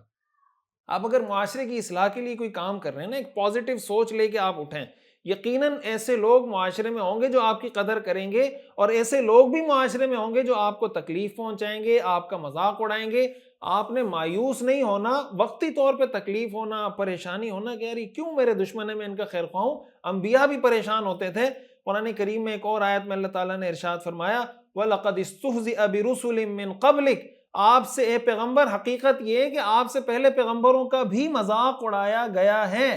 فَأَمْلَيْتُ لِلَّذِينَ كَفَرُوا، اور ایسے کافروں کو میں نے مہلت دی، ثُمَّ أَخَذْتُهُمْ، پھر میں نے ان کو پکڑا، فَكَيْفَ كَانَ عِقَابِ، پھر آپ مجھے بتائیں کہ کیسا تھا میرا عذاب۔ تو اس لیے پریشانی ہونا، ٹینشن ہونا، اس میں کوئی مسئلہ نہیں۔ بعض لوگ ہوتا ہے نا کہ آپ ان کو بتائیں کہ یار مسلمانوں کی یہ حالات ہیں، ٹینشن یہ ہو رہا ہے، فلاں ہو رہا ہے، تو وہ آپ کو کہیں گے نہیں آپ کو پریشان نہیں ہونا چاہیے۔ بھائی پریشان کرنے والی خبروں سے پریشان ہونا فطری چیز ہے، لیکن اس پریشانی کو سر پہ اتنا سوار کرنا کہ اس کی وجہ سے آپ کا مشن آپ سے چھوٹ جائے، یہ غلط ہے۔ قرآن کریم میں اللہ نے یہی فرمایا کہ لَقَدْ نَعْلَمُ أَنَّكَ يَضِيقُ صَدْرُكَ بِمَا يَقُولُونَ، ہمیں پتہ ہے کہ آپ کا دل تنگ ہوتا ہے۔ آگے اللہ نے کیا فرمایا کہ آپ کام چھوڑ دیں؟ نہیں، فَسَبِّحْ بِحَمْدِ رَبِّكَ، آپ اپنے کام میں لگے رہیں، وَاعْبُدْ رَبَّكَ حَتَّىٰ يَأْتِيَكَ الْيَقِينُ، آخر تک آپ اپنے رب کی عبادت کرتے رہیں۔ تو مشن انسان کو نہیں چھوڑنا چاہیے۔ تو اگر حضور علیہ الصلوۃ والسلام کو ستایا گیا، صحابہ کو ستایا گیا، آج بھی دین کا کام کرنے والوں کو اگر ستایا جاتا ہے، یہ آپ کے لیے پیٹرول کا کام دیتا ہے۔ کہتے ہیں نا آپ کی طرف اگر کوئی اینٹ پتھر آپ مارتا ہے تو آپ پتھروں کو جمع کر کے اسی سے اپنے آپ کو اونچا کرتے چلے جائیں۔ پہلے آپ یہاں تھے، پتھر رکھیں اتنا اونچا ہو جائیں گے، پھر پتھر رکھیں پھر اور اونچا ہو جائیں گے۔ کہتے ہیں نا جس درخت پر پھل ہوتا ہے اس کو پتھر مارا جاتا ہے۔ تو اس کی ٹینشن اس لیے نہیں لینی چاہیے کہ یار لوگ مذاق اڑا رہے ہیں فلاں، بھائی آپ اپنا کام کریں، تندیے باد مخالف سے نہ گھبرائے عقاب، یہ تو چلتی ہے تجھے اونچا اڑانے کے لیے، یہ اونچا اڑائے گی آپ کو۔ یہ میں پہلے بتا چکا کہ شکوہ ظلمت شب سے تو کہیں بہتر تھا، اپنے حصے کی کوئی شمع جلاتے جاتے، اپنی کوشش ہمیشہ جاری رکھنی چاہیے۔ یہ ہمارے لیے ایک بہت بڑا چیلنج ہے کہ دیکھیں جو باطل کا کام کر رہے ہیں، جو غلط ہیں، جو کفر پر ہیں، جو فسق کا کام کر رہے ہیں، جو فحاشی کا کام کر رہے ہیں، جو عریانی کا کام کر رہے ہیں، جو معاشرے میں بے حیائی کا کام کر رہے ہیں، وہ نہیں تھکتے، وہ مایوس نہیں ہوتے، ان کے دل میں خدا کا خوف پیدا نہیں ہوتا، ان کو بھی تو تنقید کا سامنا کرنا پڑتا ہے۔ تو جب وہ نہیں ڈرتے، نہیں جھکتے، وہ اپنے کام سے باز نہیں آتے، تو دین کا کام کرنے والوں کو کیوں موت پڑتی ہے؟ جب دین کا کام کرتے ہوئے کوئی مذاق اڑاتا ہے، آپ کہیں مذاق اڑاتے ہیں 1000 بار، میں یہ نہیں کہہ رہا کہ تکلیف ہوگی، یہ تکلیف پہنچنے کے بعد جب آپ صبر کریں گے، اور اس صبر کرنے کے بعد جب آپ مشن کو لے کے اٹھیں گے، اس کے اندر جو اللہ اثر پیدا کرے گا آپ کو، پھر اللہ تعالیٰ نتائج بھی دکھائے گا۔ حضور علیہ الصلوۃ والسلام کا مذاق اڑایا گیا، آپ کو تکلیف پہنچائی گئی، اور آپ کو تکلیف ہوئی بھی، کامیاب کون ہوا؟ کیا ابو جہل کامیاب ہوا یا حضور علیہ الصلوۃ والسلام کامیاب ہوئے؟ والعاقبۃ للمتقین، آخر کامیاب اسلام نہیں ہونا ہے۔ اور اسی سے یہ بات بھی سمجھ لینی چاہیے کہ اچھے کام، جیسے میں بتا چکا کہ ضروری نہیں کہ آپ اچھا کام کریں تو آپ کی حوصلہ افزائی ہی ہوگی، حوصلہ افزائی کرنے والے بھی ہوں گے، حوصلہ شکنی کرنے والے بھی ہوں گے، آپ نے ٹینشن نہیں لینی۔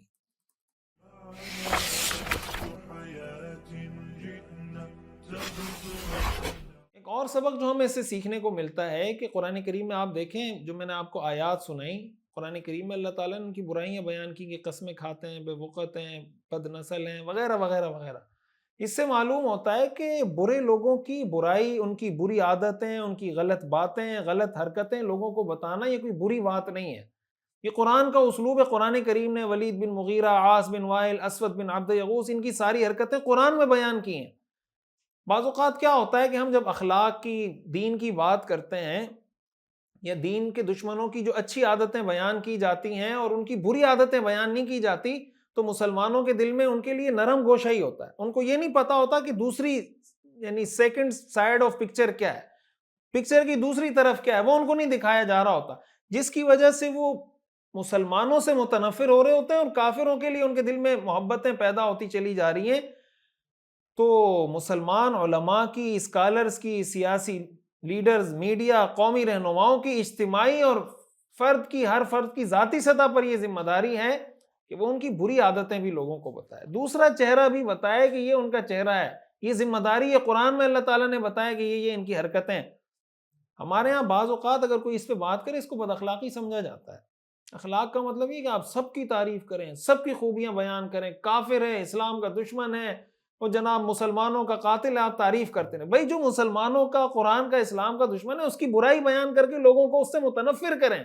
حدیث پہلے میں پچھلے اسباق میں بتا چکا ہوں, من احب للہ وابغض للہ واعطى للہ ومنع للہ فقد استکمل الایمان, کہ جو اللہ کے لیے محبت کرے, اللہ کے لیے بغض رکھے, تو جس طرح اللہ کے لیے محبت کرنا ایمان ہے, اللہ کے لیے کسی سے بغض رکھنا یہ بھی ایمان ہے. میں اس کی ایک اور مثال آپ کے سامنے پیش کرتا ہوں. حضرت عائشہ رضی اللہ تعالیٰ عنہ فرماتی ہیں کہ ایک بار ایسا ہوا کہ ایک شخص آیا, حضور کے اندر آنے کی اجازت طلب کی. آپ علیہ الصلوۃ والسلام کو جب پتہ چل گیا کہ یہ بندہ ہے, آپ نے فرمایا بئس اخو العشیرہ, یا آپ نے فرمایا بئس ابن العشیرہ, کہ یہ بہت ہی برا بھائی ہے, فلاں قبیلے کا برا بھائی ہے, فلاں قبیلے کا برا, یعنی برا آدمی ہے. اچھا, وہ شخص اندر آیا, جیسے ہی آپ کے پاس آ کر بیٹھا ہے تو آپ بڑے ہنستے مسکراتے چہرے سے اس سے ملے, بڑی ہنسی خوشی اچھے اخلاق سے. جب وہ چلا گیا, حضرت عائشہ رضی اللہ تعالیٰ عنہ نے سوال کیا, یا رسول اللہ حین رأیت الرجل قلت له کذا وکذا, آپ نے جب دیکھا تھا تو آپ نے تو یہ کچھ کہا تھا اس کے بارے میں کہ بہت برا آدمی ہے, اور جب آپ ملیں تو بڑی خوشی ہنسی خوشی آپ اس سے ملیں.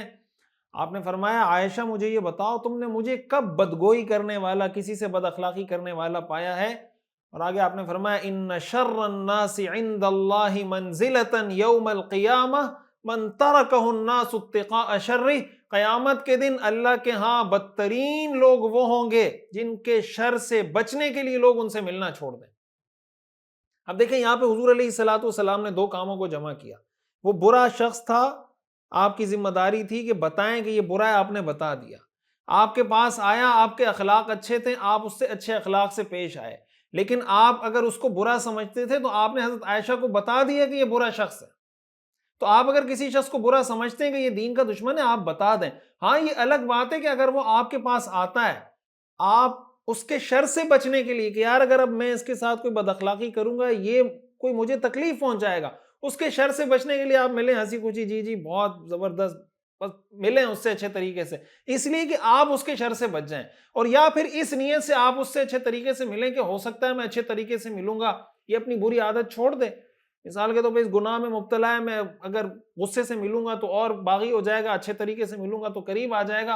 حضور علیہ الصلوۃ والسلام اس طریقے سے اس سے ملے, تو یہ بھی معلوم ہوا کہ کسی کے شر سے بچنے کے لیے اس سے اچھے اخلاق سے پیش آنا, یا کسی کے لیے اس وجہ سے کہ آپ کو پتہ ہے برا آدمی ہے لیکن آپ اس سے اس لیے اچھے طریقے سے مل رہے ہیں کہ ہو سکتا ہے میری اس خوش اخلاقی سے متاثر ہو کر وہ دین کی طرف آ جائے, گناہوں کی زندگی چھوڑ کر اسلام کی اعمال کی زندگی کی طرف آ جائے, تو اس کو بھی اختیار کیا جا سکتا ہے. حضرت ابو الدرداء رضی اللہ تعالیٰ عنہ کا ایک قول ہے جو امام بخاری رحمہ اللہ نے نقل کیا ہے. وہ فرمایا کرتے تھے اننا لنکشر فی وجوہ اقوام وان قلوبنا لتلعنهم, کچھ لوگ ایسے ہیں جن کے سامنے ہم ہنس ہنس کر اپنے دانت کھول رہے ہوتے ہیں اور ہمارے دل ان پہ لعنت کر رہے ہوتے ہیں. یعنی بعض اوقات ہم لوگوں سے ملتے ہیں لیکن ہمارا دل نہیں مانتا, لیکن ملتے ہیں اس لیے کہ ان کے شر سے بچنا ہے, یا کوئی ہمیں ایسا لگتا ہے کہ ہمیں نقصان پہنچائیں گے, اسلام کو, مسلمانوں کو, اس شر سے بچنے کے لیے ہم ملتے ہیں. اور اس سے یہ بات بھی پتہ چلتی ہے کہ برا آدمی کون ہے. برا آدمی وہ ہے جس کے شر سے بچنے کے لیے لوگ اس سے ملنا چھوڑ دیں. یعنی آپ کی بیوی اگر آپ کے شر سے ڈرتی ہے نا, آپ سے بات نہیں کرتی, آپ کے بچے آپ کے شر سے ڈرتے ہیں, آپ گھر میں داخل ہوتے چنگیز خان بن جاتے ہیں, آپ ایک اچھے والد, اچھے شوہر, اچھے بھائی, اچھے بیٹے نہیں ہیں. کہ لوگ آپ سے بات ہی نہیں کر سکتے کہ یار اس سے بات کریں گے بدتمیزی کرے گا, لڑے گا, گالیاں دے گا, چھوڑو یار ایک سائیڈ میں پڑا ہوا ہے پڑا رہے. یہ اچھے انسان کی نشانی نہیں. اس کو بعض لوگ سمجھتے ہیں میرا روب ہے, میں گھر میں داخل ہوتا ہوں سارے ایک دم چپ ہو جاتے ہیں. آپ انسان ہیں یا کوئی کیا ہے, کوئی جانور ہیں آپ؟ انسان سے لوگ نہیں ڈرتے. انسان اپنے والد سے کوئی ڈرتا نہیں, بیٹے سے ڈرتا نہیں, شوہر سے ڈرتا نہیں, والد سے ڈرتا نہیں. آپ اگر گھر میں ایسا ماحول بنا کے بیٹھے ہوئے ہیں. بہرحال یہاں میں ایک بات یہ بتا دوں, بعض اوقات لوگوں کے ذہن میں آتا ہے کہ یہ کہیں ایسا تو نہیں ہے کہ یار آپ ایک آدمی کو برا بھی کہہ رہے ہیں پھر اچھے طریقے سے مل بھی رہے ہیں.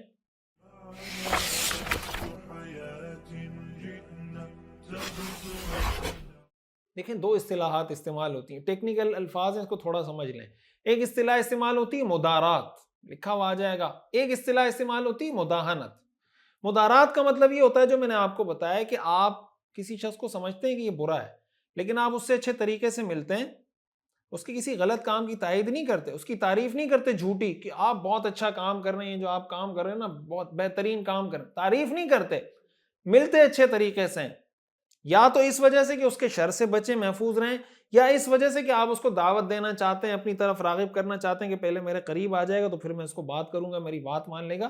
اس کو کہا جاتا ہے مدارات. اس میں نہ آپ کسی غلط کام کی تائید کر رہے ہوتے ہیں, نہ اس میں آپ کوئی جھوٹ بول رہے ہوتے ہیں. مداہنت کا مطلب یہ ہوتا ہے کہ آپ کسی غلط آدمی کو غلط جانتے ہیں, لیکن غلط جاننے کے بعد جب اس سے ملتے ہیں تو اس کے غلط کام کی تائید کر رہے ہیں کہ آپ یہ جو کام کر رہے ہیں نا بہترین, جاری رکھیں اس کو. یا اس کی جھوٹی تعریف کرتے ہیں کہ آپ بہت اچھے انسان ہیں, آپ ایسے ہیں ویسے ہیں, اور آپ کو پتہ ہے کہ نہیں ہے. اس کو کہا جاتا ہے مداہنت. یعنی آپ اس کو آسان الفاظ میں یہ کہہ سکتے ہیں کہ اپنے دین کو دنیا کے لیے بیچ دینا, کہ آپ نے اپنا دین قربان کر دیا دنیا کمانے کے لیے. اس کو کہا جاتا ہے مداہنت, اور یہ جائز نہیں ہے, یہ حرام ہے. مدارات اسلام میں اس کا ہم سے مطالبہ ہے کہ مدارات کریں, اچھے اخلاق ہی ہیں, اور مداہنت سے اسلام نے منع کیا ہے. رسول اللہ صلی اللہ علیہ وسلم نے ارشاد فرمایا ان شر الناس ذو الوجہین الذی یأتی ہؤلاء بوجہ وہؤلاء بوجہ. بدترین شخص وہ ہے جو دو چہروں والا, دو رخوں والا. ایک اس کے پاس آئے گا ایک چہرہ لے کر, اور اس کے پاس آئے گا ایک چہرہ لے کر. اس کا کیا مطلب کہ آپ اس کے پاس آ رہے ہیں, اس کے حق میں بات کر رہے ہیں, اس کے خلاف کر رہے ہیں, اس کے پاس جا رہے ہیں تو اس کے حق میں بات کر رہے ہیں, اس کے خلاف بات کر رہے ہیں. اس کو کہا جاتا ہے دو چہروں والا, دو رخا شخص. یہ بدترین آدمی ہے. ہاں اچھا آدمی کون ہے؟ جو آپ کے پاس آئے تو آپ کی اگر تعریف کرتا ہے, اگر اس کی کوئی برائی ہے تو آپ کو بتائے نہیں اصل میں وہ آپ کو غلط فہمی ہو رہی ہے, ایسا نہیں ہے فلاں فلاں, اور اس کے پاس جائے تو آپ کے بارے میں بتایا کہ نہیں آپ کو اس کے بارے میں غلط فہمی, یہ اچھا آدمی ہے. تو اس چیز کو اچھے طریقے سے سمجھنا چاہیے. ہمارے لوگ اس چیز میں بھی فرق نہیں کرتے, اور بعض اوقات وہ کسی سے بد اخلاقی سے پیش آنے کو دین سمجھ رہے ہوتے ہیں. مثال کے طور پر آپ کسی آدمی کو برا سمجھتے ہیں, اور کوئی دوسرا عالم یا کوئی دوسرا شخص برا, مثال کے طور پر جیسے ہمارے یہاں بعض اوقات اعتراض ہوتا ہے نا, کوئی عالم دین کسی ایکٹر سے ملتا ہے, کسی گلوکار سے ملتا ہے, کسی سنگر سے ملتا ہے, کسی خواجہ سراج سے, کوئی اس طرح کی چیز, وہ کہتے ہیں یار یہ دیکھو یہ گلوکار سے مل رہے ہیں, سنگر سے مل رہے ہیں, سنگر سے اور فلم سٹار سے اور فلانا. بھائی ہو سکتا ہے یہ اچھے, یہ شریعت کا حکم ہے کہ ایسا کریں. ہاں اگر آپ اس کو غلط مثال کے طور پر آپ اس کو بتانا شروع کر دیں کہ یہ گانے جو آپ بجاتے ہیں نا بڑا اچھا کام کر رہے ہیں, یہ بجایا کریں, بہت اچھی چیز ہے, ثواب ملتا ہے. یہ جو آپ فلمیں بنا رہے ہیں نا بہترین کام کر رہے ہیں, فلمیں بناتے ہیں, یہ اس کو مداہنت کہا جاتا ہے. تو مدارات کا شریعت میں حکم ہے کہ اس کو کریں, اور مداہنت سے شریعت نے روکا ہے. تو ان دونوں میں فرق بھی اچھے طریقے سے سمجھنا چاہیے. بعض اوقات ہم دین کے نام پہ بے جا سختی کر رہے ہوتے ہیں, ہم سمجھ رہے ہوتے ہیں کہ یہ تو میں دینی غیرت کی وجہ سے کر رہا ہوں, آپ کی نیت اچھی ہوتی ہے, عمل آپ کا غلط ہوتا ہے. تو آپ کو سیرت کی روشنی میں یہ بات پتہ ہونی چاہیے کہ اگر کوئی برا ہے آپ اس کی برائی, تو دیکھیں قرآن میں آتا ہے نا ادفع باللتی ہی احسن فاذا الذی بینک وبینہ عداوۃ کانہ ولی حمیم, کہ بھائی آپ کے ساتھ کوئی برائی کرتا ہے آپ اس کو اچھائی سے بدلہ دیں. حدیث میں آتا ہے صل من قطعک, جو تم سے قطع رحمی کرے تم اس سے رشتہ جوڑو. واعف عمن ظلمک, جو تم پہ ظلم کرے تم اس کو معاف کرو. واحسن الی من اساء الیک, جو تمہارے ساتھ برا کرے اس کے ساتھ. تو جو آپ پہ ظلم کر رہا ہے آپ جب اس کے ساتھ اچھائی کر رہے ہوں گے تو آپ کا دل تو نہیں چاہ رہا ہوگا, لیکن آپ یہ کر رہے ہیں اس لیے کہ اچھے اخلاق کا تقاضا ہے. اس لیے ان چیزوں میں بھی فرق کو سمجھنا چاہیے. اللہ تعالی ہمیں سمجھنے کی اور عمل کرنے کی توفیق عطا فرمائے. وآخر دعوانا ان الحمدللہ رب العالمین. سوالات میں آپ کے سامنے رکھتا ہوں, آپ نے ان سوالات کا اسی جگہ کمنٹ میں جواب دینا ہے. کچھ سوالات آپ کے سامنے اسی سبق سے متعلق میں رکھتا ہوں. انا کفیناک المستہزئین, اس آیت کا ترجمہ کیا ہے؟ ہم جانتے ہیں کہ آپ کا دل بہت تنگ ہوتا ہے, آپ اپنے رب کی عبادت کیجئے, ہم تمہاری طرف سے مذاق اڑانے والوں کے لیے کافی ہیں. عاص بن وائل کا بنیادی نظریہ کیا تھا؟ عقیدہ آخرت اور بعث بعد الموت کا انکار، عقیدہ تقدیر کا انکار یا فرشتوں کا انکار۔ حضور صلی اللہ علیہ وسلم کے دشمنوں میں ملحد کون تھا؟ ولید بن عقبہ، ابو جہل، عاص بن وائل۔ الحاد اور ایتھیزم کی تمام اقسام کی بنیاد کس بات پر ہے؟ اللہ کے وجود کے انکار پر، عقیدہ آخرت کے انکار پر یا عقیدہ تقدیر کے انکار پر؟ اسود بن عبد یغوث کس قبیلے سے تعلق رکھتا تھا؟ بنو زہرہ، بنو عدی، بنو تیم۔ سورۃ المطففین کی آخری آیات کس کے بارے میں نازل ہوئی؟ ابو جہل، ولید بن مغیرہ، اسود بن مطلب۔ ولید بن مغیرہ کا حضرت خالد بن ولید رضی اللہ تعالی عنہ کے ساتھ کیا رشتہ تھا؟ والد، چچا یا ماموں؟